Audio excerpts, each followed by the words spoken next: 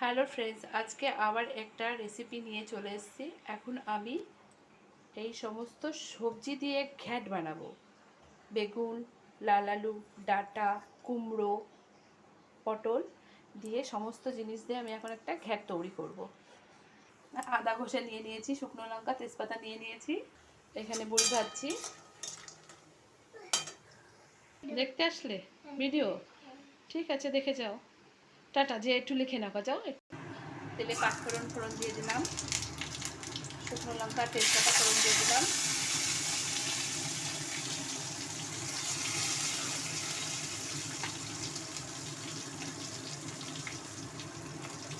লঙ্কা ফোড়নটা ভাজা ভাজা হয়ে গেলে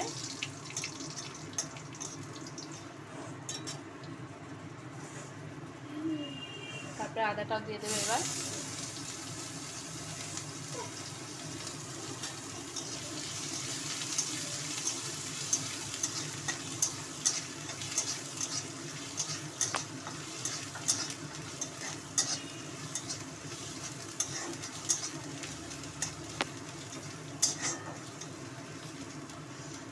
মশলাটা ভাজা ভাজা করে নিয়েছি। দিলে সব হলুদ আর লবণ একসাথে মিশিয়ে। না বাবা, দিও না, দিও না। সবজিগুলো দিয়ে দিলাম। এই যে সমস্ত জিনিস সব এক করে দিয়েছে আমার মেয়ে। এই যে সব মশলা এক করে দিয়ে এসে এখানে লিখতে শুরু করে দিয়েছে। ও জানে যে লিখলে পরে ওর মা মারবে না বা বকবে না। মন দিয়ে লেখো, আমি এখনই আসছি রান্নাটা করে। সমস্ত সবজিগুলো এবার একে একে দিয়ে দেবো।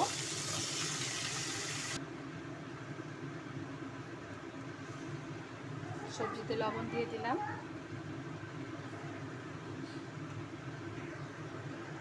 হলুদ দিয়ে দিলাম,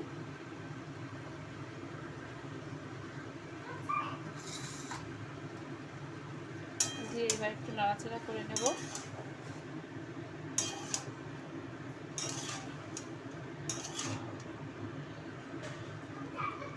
দিয়ে ঢাকা দিয়ে দেবো যাতে সবজিটা মজে যায়।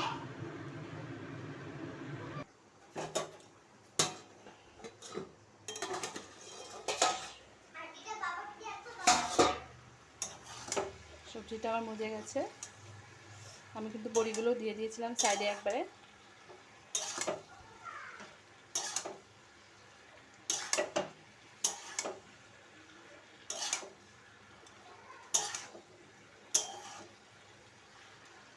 আমি আর কোনো মশলা দেবো না,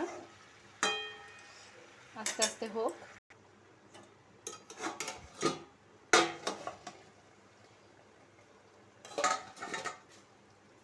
নিরামিষ ঘাটটা আমার হয়ে গেছে। এবার আমি একটুখানি মিষ্টি দিয়ে দেবো।